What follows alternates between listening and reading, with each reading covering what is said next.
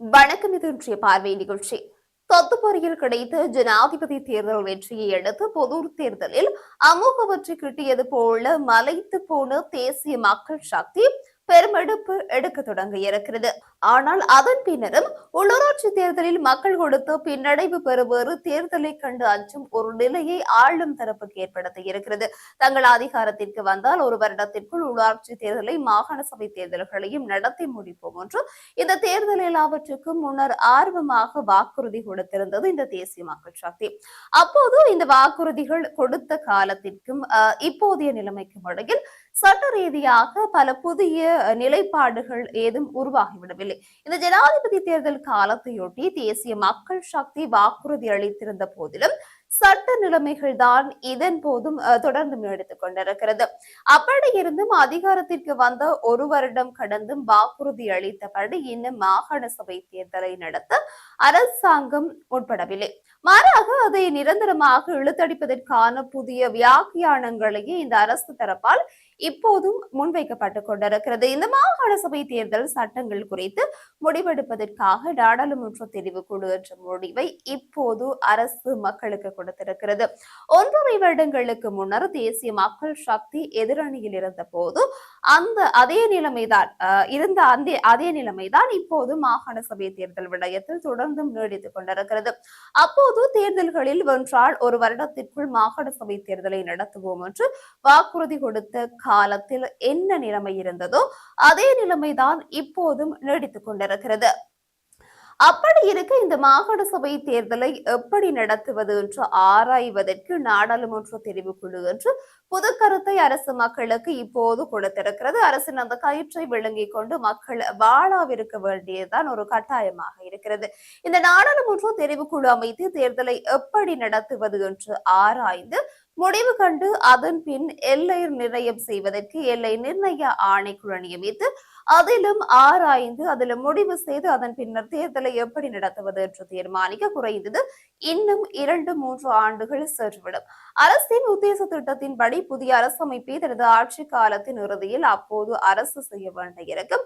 புதிய அரசியல் அமைப்பு வருவதால் மாகாண சபை தேர்தல் தேவையில்லை என்று அந்த சமயத்தில் சொல்லி அந்த தேர்தலை முற்றுமுழுதாக இல்லாமல் செய்துவிடலாம் என்ற ஒரு கட்டாயத்தில் இருக்கிறது. இதுதான் தேசிய மக்கள் சக்தி அரசு இப்போது மாகாண சபை தேர்தல் முறைமைகளை ஆராய்வதற்காக நாடாளுமன்ற தெரிவுக்குழுவை நியமிக்க முடிவு செய்திருக்கும் என்று முன்னெடுக்கும் கபட நாடகத்தின் ஒரு உள்ளார்த்தமாக இருக்கிறது.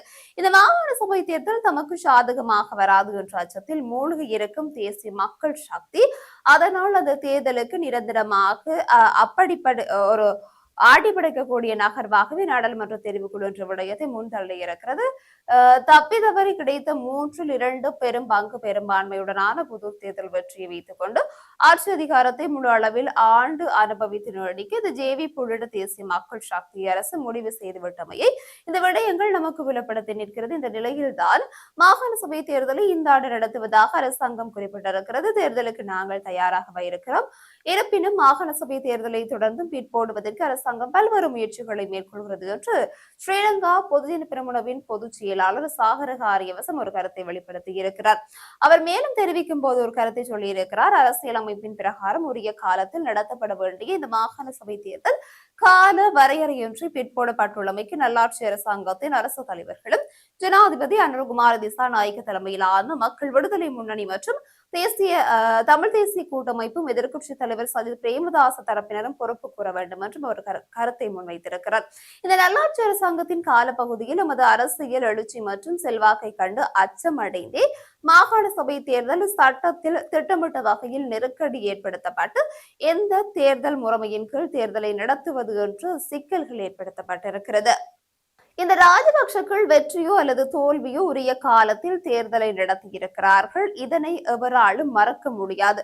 வடக்கு மற்றும் கிழக்கு மாகாணங்களில் படுதோல்வி அடைய வேண்டும் என்பதை நன்கு அறிந்தே முன்னாள் ஜனாதிபதி மஹிந்த ராஜபக்ஷ மாகாண சபை தேர்தலை நடத்தியிருக்கிறார். இந்த ஆண்டு மாகாண சபை தேர்தலை நடத்துவதற்காக அரசாங்கம் குறிப்பிடுகிறது. அதாவது இந்த ஆண்டு மாகாண சபை தேர்தலை நடத்துவதாக அரசாங்கம் குறிப்பிட்ட போதும் தேர்தல் விரைவாக நடத்தப்பட வேண்டும் என்பதை நாங்கள் வலியுறுத்தி நிற்கின்றோம். தேர்தலுக்கு நாங்களும் நாங்களும் தயாராக இருக்கிறோம். இருப்பினும் அரசாங்கம் மாகாண சபை தேர்தலை நடத்துவதற்கு பல்வேறு வழிமுறைகளில் முயற்சிக்கிறது என்று குறிப்பிட்டிருக்கிறார்.